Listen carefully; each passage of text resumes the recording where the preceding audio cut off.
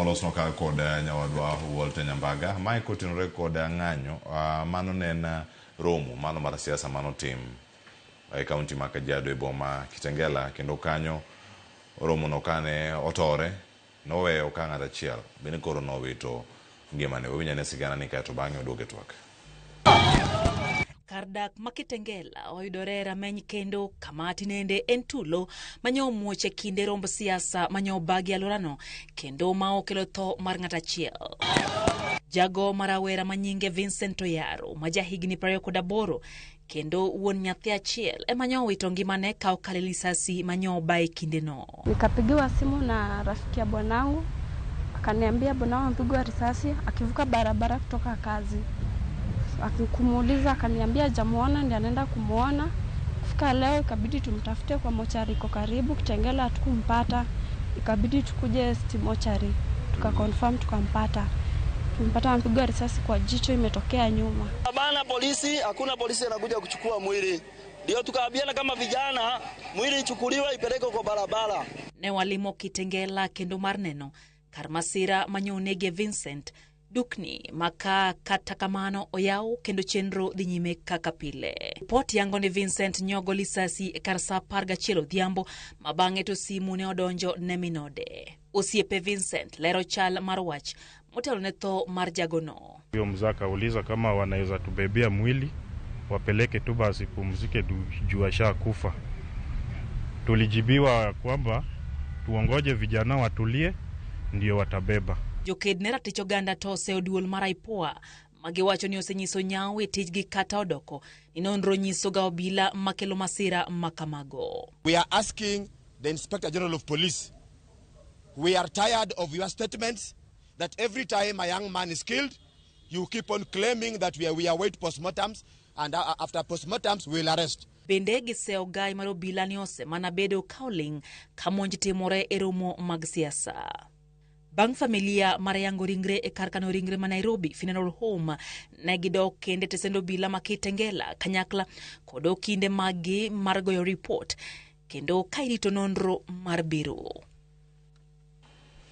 Nokoro mojang mane kama wantiere kakae Oscar gimotimore Kitengela iwacho ni ng'anyo moro amora kata e rom siasa moro amora ok en ageta mar ni ngima olal. To gigi timre kendo aneno ka ginuore kinde ka kinde.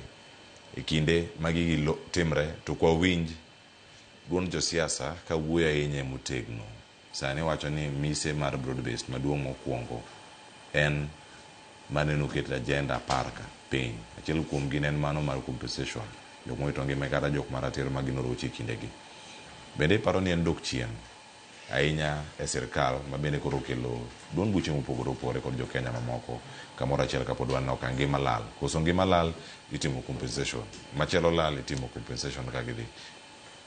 Ing'e ni gima timore seche moko jok matiyo e sirkal.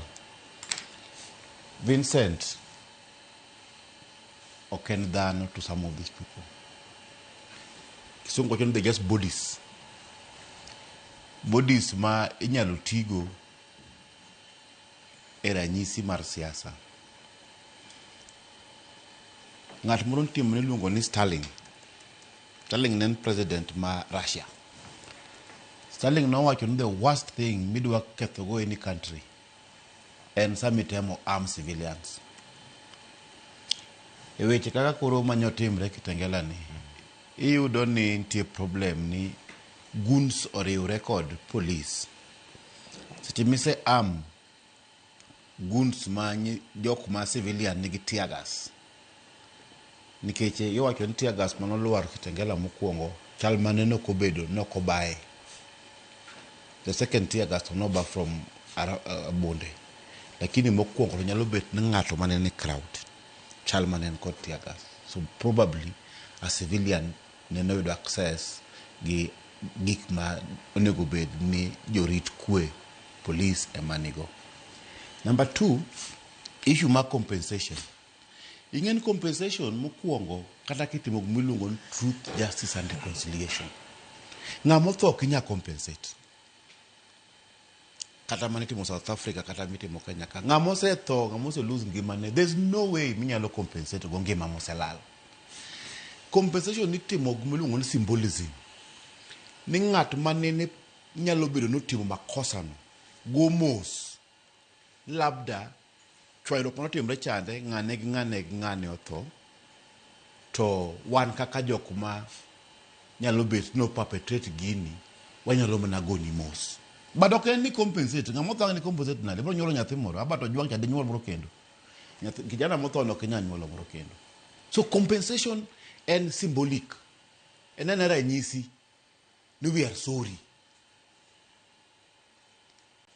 wago mos mane compensation to ing'en 10 point agenda mane nitiere chande achiel kuom gik mane nitiere ni mondo compensation inclusivity of government to mane gik mane ji winjre kapo ni ji winjre to 10 point agenda gi otimre pok otimore sani koro jumapil kendo joge paro ni joge Sifuna gi group manyoro nyonde Kitengela go gidhi Kakamega bodies ang'eyo ni ji dhi tho to githo from what ok nkech anano ka ng'ato batia gas kacha gima ne waria en gima luongo ni stampede nikech crowd kaka koro kata Gor Mahia ka gocho gi FC tiwito tia gas ei crowd ji nyonore mas timo ko ng'ato muya nyalo tho ng'ato stampede monego nikech mano beg ma careless management crowd management ngama no timo gino lakini kori winjo ni karagi monego nyathino en ne ogoye gi bunde mar police violence en ng'amoluor ng'ama tiyo gi lweny seche ma ji wuok ka koro wago mbaka kae ni Cleopas ng'ato ko to tia gas kamwa betie ni mano ng'amo oluor mondo kik wawuo kae wago mbaka mos to wawinjore ka wapogre wach to wapogre wach kendo duogo winjore joka nego mbaka kacha whatever was happening acts of violence must be condemned kamano kiwacho ni mane kama onego bende rangi omi picha machal nade wakili Wasaga